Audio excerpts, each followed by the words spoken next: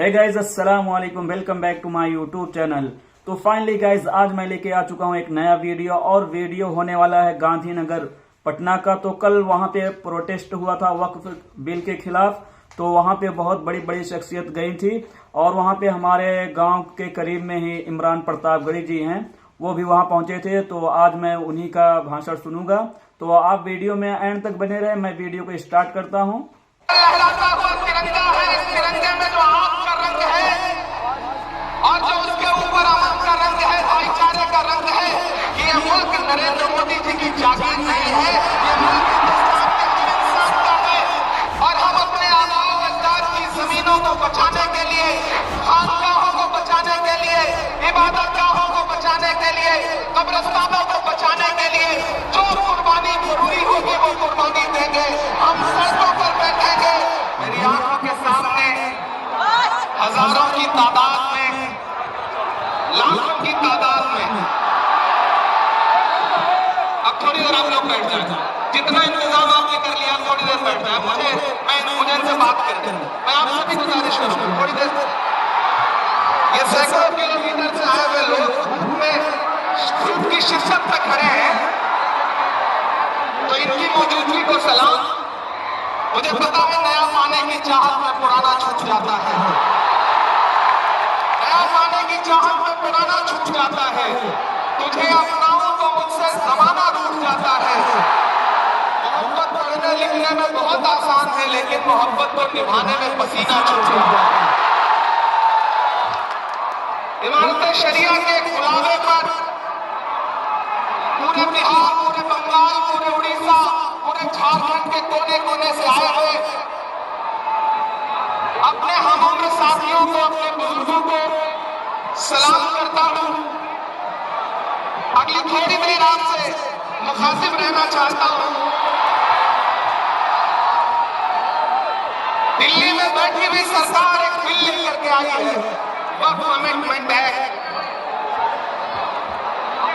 हम ही को कातिल कहेगी दुनिया, हमारा ही सत्याम होगा। हम ही को कातिल कहेगी दुनिया, हमारा ही सत्याम होगा। हम ही खुले खोदते फिरेंगे, हम ही में पानी हराम होगा। हमारे आबाओ अजदाद की दान की हुई जमीनें दिल्ली में बैठी हुई सरकार, दिल्ली का हाकिम लूट करके अपने धन्ना से दोस्तों को देना चाहता है। इसलिए ये बिल लेकर के आया गया है। पूरे मुल्क में इस बिल के खिलाफ एहतजाज हो रहा है।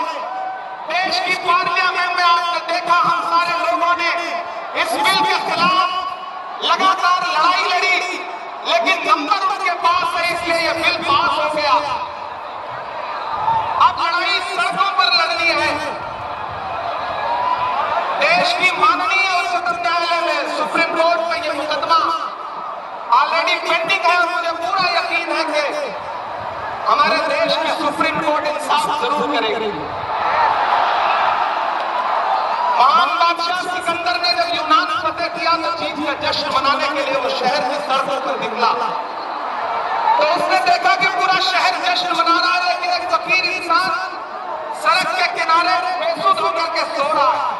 सिकंदर को गुस्सा आया। सिकंदर अपने घोड़े से उतरा और उस सोते हुए फकीर के पास पहुंच करके गुस्से में उसे जोर की एक लात मारी, और लात मार के कहा कि क्यों रे फकीर, मैंने शहर जीत लिया, शहर जश्न मना रहा है, तू सो रहा है। तो उस फकीर ने उम्मीदी आंखों से सिकंदर की तरफ देखा और देख करके कहा कि शहर फतेह करना बादशाहों का काम है, लेकिन लात मारना गधे का काम है। पिछले 11 साल में इस सरकार ने आवाम को सिर्फ और सिर्फ लात मारने का काम किया है, और अब ये बिल लेकर के आए हैं। और मुझे लगता है कि आप खामोशी के साथ उनके हर जुल्म सितम को बर्दाश्त कर लेंगे। हमें पता है नहीं गिरेंगे, नहीं गिरेंगे ना, नहीं गिरेंगे ना। आपकी यहाँ मौजूदगी इस बात की गवाह है। मुझे पता है धूप बहुत ज्यादा है, इसलिए हजारों की तादाद में लोग दरख्तों के नीचे किनारे बैठे हुए हैं, वो बीच में नहीं आए। लेकिन फिर भी आज पूरा पटना, पूरा बिहार जाम हो चुका है।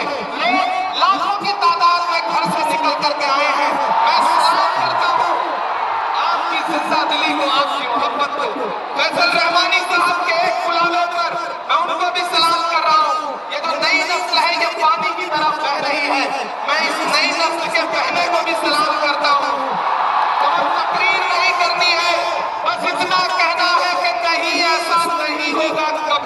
नहीं होगा, कभी ईमान का कुरान का सौदा नहीं होगा।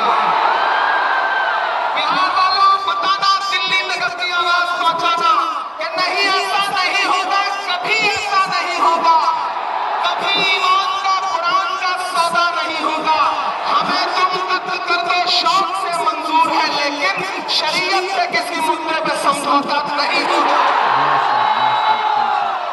एक आखिरी बात आपसे कह रहा हूं साथियों,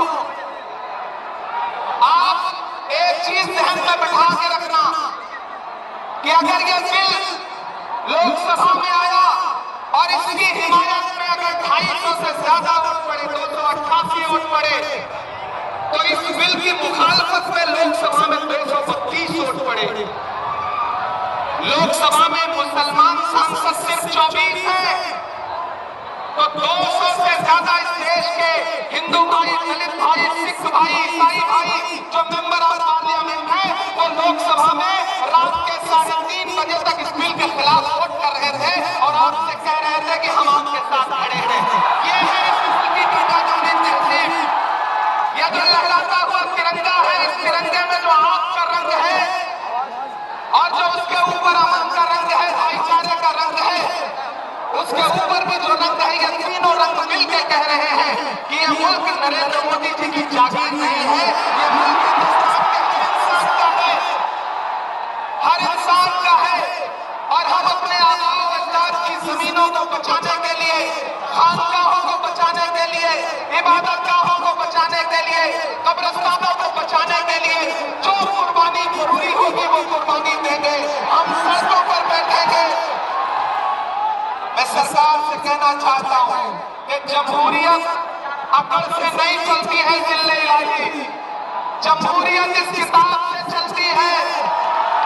यह जो संविधान है जिसे डॉक्टर बाबा साहब अम्बेडकर ने अपने खून पसीने से लिखा था, इस किताब से मुल्क चलेगा, किसी की अकड़ और जिद से नहीं चलेगा। नरेंद्र मोदी जी, आपको यह समझना पड़ेगा कि आप हमारी हिमायत में जो बिल लेके आए हैं, हमें पता है वो हमारी हिमायत नहीं बल्कि हमें बर्बादी का सामान लेकर के आए हैं। आपकी साजिश हम समझते हैं, आपकी मंशा हम समझते हैं और हम इस बिल के खिलाफ खड़े हैं। आज यहाँ पटना के ऐतिहासिक गांधी मैदान में बस इतना कह के जा रहा हूँ, वक्त बहुत कम है, बोलने वाले बहुत ज्यादा हैं। बस इतना कह के जा रहा हूँ कि हम आतिशे सोजा में भी हक बात कहेंगे, कुंदन की तरह शहर में ताबिंदा रहेंगे। तारीख बताती है कि हर दौरे सितम में हम जिंदा थे, हम जिंदा है, हम जिंदा